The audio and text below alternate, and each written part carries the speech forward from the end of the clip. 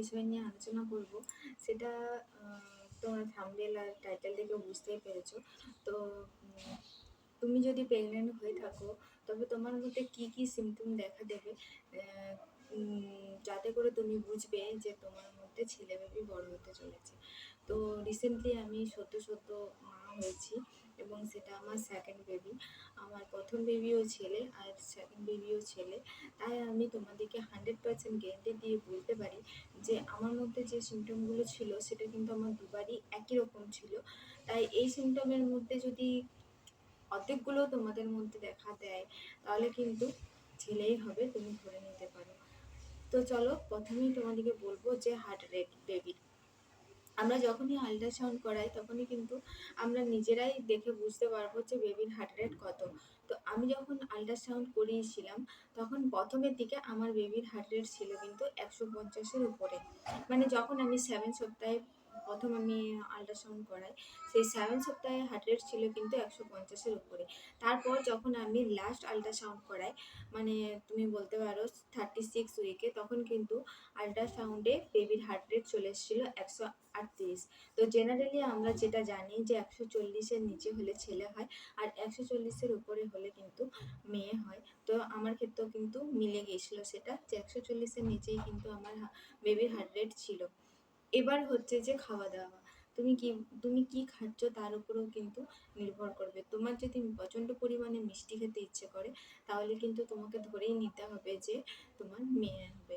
এবং আমি খেতাম প্রচণ্ড পরিমাণে ঝাল আর টক। মানে প্রথম যখন থেকেই আমি জানতে পারি যে আমি প্রেগনেন্ট তখন থেকেই আমি কিন্তু প্রচণ্ড পরিমাণে ঝাল এবং টক খেতাম।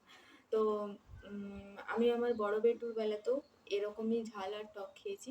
আর দ্বিতীয় ছোট বেটুর বেলাতেও কিন্তু ঝাল আর টক প্রচণ্ড পরিমাণে খেয়েছি। মিষ্টি খেতে কিন্তু একদমই ইচ্ছে করতো না। এবার বলি হেয়ার গ্রোথ।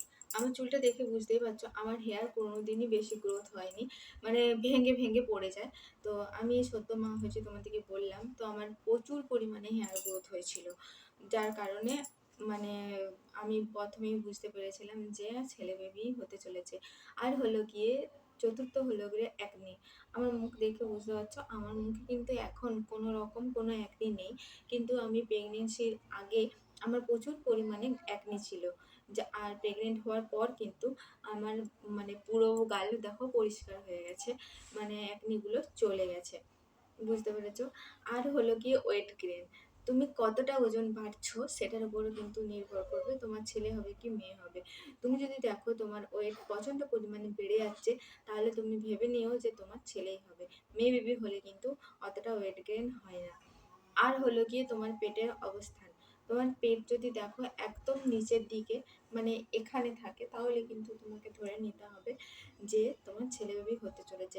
নিচের দিকে পেট এবং পেটের আকার ঠিক গোল গোল হবে তাহলে কিন্তু তোমাকে ধরে নিতে হবে যে তোমার ছেলে বেবি হতে চলেছে।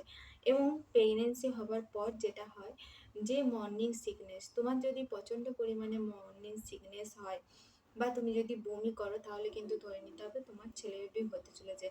আমি যখন প্রেগনেন্ট হই আমার প্রচণ্ড পরিমাণে মানে 3 মাস পর্যন্ত বমি হয়েছে, মানে তোমার গা গুল্লাবে। কোনোদিন হয়তো বমি হবে, কোনোদিন হয়তো বমি হবে না, এরকম হচ্ছে তোমার মধ্যে দেখা যাবে। এবার হচ্ছে যে পেটের লাইনিং, তোমার পেটের মধ্যে 4 মাসের পর থেকে একটা লাইন দেখতে পাবে তুমি কালো রঙের। এরকমভাবে যদি সোজা থাকে মানে পেটের ওপরের থেকে নিচ পর্যন্ত যদি তোমার নিচ পর্যন্ত যদি তোমার লাইনটা সোজা থাকে তাহলে তুমি ভেবে নিও একদম 100% শিওর এর ক্ষেত্রে আমি যে তোমার কিন্তু ছেলে বেবিই হবে। আর যদি লাইনটা এঁকে বেঁকে থাকে তাহলে কিন্তু ছেলে হওয়ার সম্ভাবনা কম থাকে। এবারে হলো গিয়ে মানে মুড সুইমিং। তোমার কিন্তু প্রচণ্ড পরিমাণে হরমোনাল ইমব্যালেন্সের কারণে তোমারও কিন্তু মুড সুইমিং হবে। কেউ কিছু বললে তোমার ভালো লাগবে না, হঠাৎ হঠাৎ করে তোমার খারাপ মনে হবে। এসব কিছুগুলো যদি তোমার হয় তাহলে তুমি ভেবে নিও যে তোমার কিন্তু ছেলে বেবি হতে চলেছে, মানে মুড সুইমিং প্রচুর পরিমাণে হবে। এবার হচ্ছে গিয়ে তোমার ড্রাই স্কিন। তোমার স্কিন কিন্তু প্রচণ্ড পরিমাণে ড্রাই হয়ে যাবে, তৈলাক্ত থাকবে না। মানে তুমি যদি এরকম করে আঁচড় কাটো তাহলে তোমার কিন্তু সাদা খড়ির মতো উঠতে থাকবে, যেটা আমাদের সাধারণত শীতকালে হয়ে থাকে, কিন্তু সেটা কিন্তু তোমার অনেকটা পরিমাণে বেড়ে যাবে। শীত ছাড়াও কিন্তু তোমার তৈলাক্ত স্কিন গ্রীষ্মকালেও থাকবে না। মানে অনেকটা মনে হবে যেন যে খড়ির মতো উঠে যাচ্ছে, ড্রাই স্কিন হয়ে যায় অনেক সময়। এবার হলো তোমার শোয়ার পজিশন। যখনই তুমি শোবে তখন তোমার মনে হবে যে তোমার বাঁ দিকে করে শুলে তোমার কমফোর্টেবল মনে হচ্ছে। আসল কথা যে ছেলে বেবি পেটে থাকলে কিন্তু তোমার বাঁ দিকেই শুতে ইচ্ছে হবে, ডান দিকে কিন্তু শুতে ইচ্ছে হবে না, কেননা বাঁ দিকে ছেলে বেবিটা বেশি বাঁ দিকেই থাকে। তো তোমার বেশ মনে হবে যে বাঁ দিকে শুলে তোমার সুবিধা হচ্ছে। এবার বলি, অনেক সময় কি হয় যে ইউরিন কালারটা, তোমার ইউরিন কালার দেখেও তুমি কিন্তু বুঝতে পারবে যে তোমার ছেলে বেবি হবে কি মেয়ে বেবি হবে। তো আমি যখন প্রেগনেন্সি ছিলাম আমার ইউরিন কালার কিন্তু মাঝে মধ্যেই হলদেটে রঙ হতো। তো হলদেটে রঙ হওয়ার কারণে আমি প্রথমে বুঝতাম না যে আমি হয়তো জল কম খাচ্ছি, তার কারণে হচ্ছে। তখন মানে গ্রীষ্মকাল যখন হয়ে এসছে তখন আমি ভাবছিলাম যে আমি জল কম খাচ্ছি বলে হয়তো হলুদ হচ্ছে, কিন্তু একদমই না বন্ধুরা। মানে গাঢ় হলুদ হলেই কিন্তু বুঝবে যে তোমার ছেলে বেবি হবে। আর মেয়ে হওয়ার ক্ষেত্রে কিন্তু ওই গাঢ় হলুদ রঙটা হয় না, লালচে কালার থাকে। তো তোমার ইউরিনের কালার দেখেও কিন্তু তুমি বুঝতে পারবে যে তোমার ছেলে বেবি হতে চলেছে কি মেয়ে বেবি হতে চলেছে। তো আজকের ভিডিওটা এই পর্যন্তই। যদি ভালো লেগে থাকে অবশ্যই লাইক শেয়ার কমেন্ট করো এবং সাবস্ক্রাইব করতে কিন্তু ভুলো না।